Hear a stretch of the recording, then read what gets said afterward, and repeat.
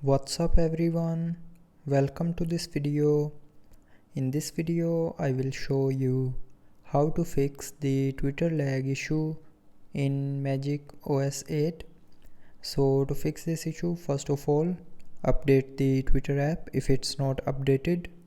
So for that, open Play Store, go to the search bar and search for Twitter app. Now if you have not updated the app, it will show this update option here. So tap on update, and when you will tap on this update option here, it will update the app, and after updating the lag issue will be fixed. But after updating, if you are still facing the issue, then try updating your phone's software. So for that, open settings. Now in settings, scroll down to the end and here click on system and updates. Now tap on software update, and then from here update the phone's software to the latest version. And after updating the phone's software, the Twitter lag issue will be fixed.